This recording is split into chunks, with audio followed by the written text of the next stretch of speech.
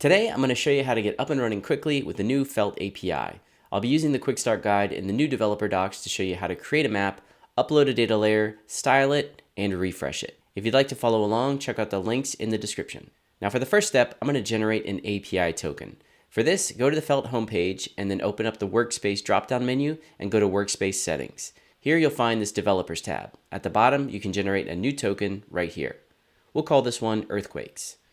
You'll see a message right here telling you to copy this token because it's your only chance to do so. So make sure you do that. Let's head back over to the documentation.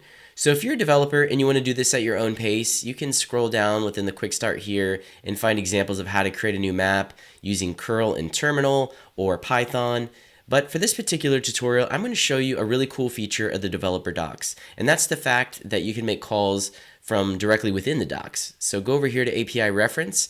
If we click on maps, so this first call shows us how to create a new map. We need to make a post request to this maps endpoint right here, which requires some authorization. This is where I'll enter my API token that I generated. And then down here, we have a variety of different parameters that we can put inside of the JSON text of the request. For example, I could change the base map. I can specify the public access settings. So if I want to make this map private, or if I want to make it public and allow viewers to comment on it, I can do it in here. Can also change the title of the map. So for the next step, I just click on this test it button. And then for authentication, I click on bearer. And here is where I can paste in the API token. And then down here in the JSON body, I'm going to go to title and we're going to give this map a name. I will call it Earthquakes from the USGS. And now I can send this request. So here we can see our 200 status code, which essentially means that this was a success. Down here we have our JSON body response, which is showing us the specifics of the new map that was created. We can see the title right here, and I have the URL. So if I copy this, I can actually open it up and take a look at it.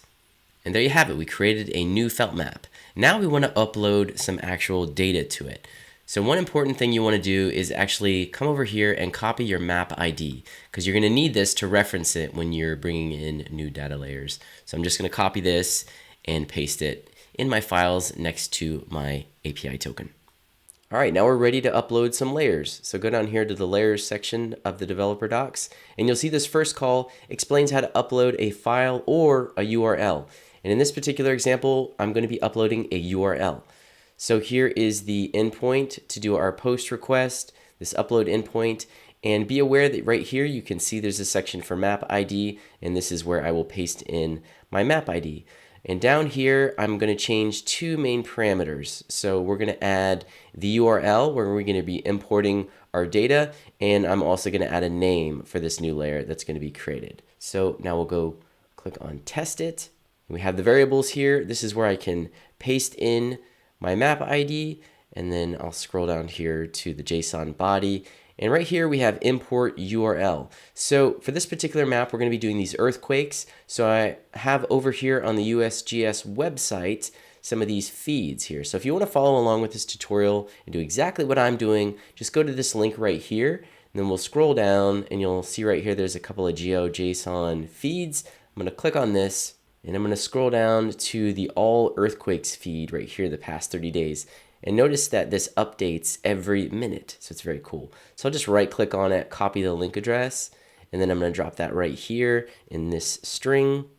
And then I'll also add a name, which will be all earthquakes last 30 days.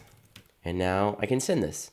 Okay, we got our 200 status code. So this was a success. Well, let's go have a look at it. We can see the new layer has appeared right here, and it's currently processing and uploading all of these assets. Okay, it's finished processing. Now I can see all of my beautiful point data across my map here. And let's say for the next step, I want to change the styling options and parameters of this point data. So I'll go back to the developer docs, and in the same layers section, if you go to the bottom here, you'll see a new endpoint for styling layers. So if I click on this, it brings me to this particular section. So this requires just a few additional things. So we not only have to have the map ID, but we also have to have the layer ID. And then down here in the body, we're going to use the felt style language to change the formatting and the styling of these point data. So I'll click on test it, and then I'm going to paste both the map ID and the layer ID in here. And then in the body, I'll go ahead and paste my felt styling in here. Okay, so we see another 200 status code here, meaning that this was successful. And now I can see all of the different metadata here, including the title of the map. And now if I go back to the map, you can see indeed the point data look different. Now, if you remember correctly, this particular data source updates every minute from the USGS. So let's say we want to refresh this layer and see the latest data. Well, if you come back here to the docs, you'll notice a section right here called refreshing a layer. You can click here, and then all we need to do is make a post request to this endpoint. So I'm going to go ahead and test this. And I simply need to paste in the map ID and the layer ID once again. And there's nothing required down here for the body, so I'll go ahead and send this. And we received the 200 status code, so this was successful. Now if I go back to my map, you'll see that it is updating right here. Okay, this layer has been updated, and this is signified via this little icon here. And if I hover my cursor over it, you can see it was updated 3 minutes ago. If I click on here, I'll be able to go through the new data fields. Okay, I hope this tutorial was helpful. Once again, head over to our developer docs to get up and running quickly with Felt's API. And please do let us know what you think down in the comments section. Enjoy!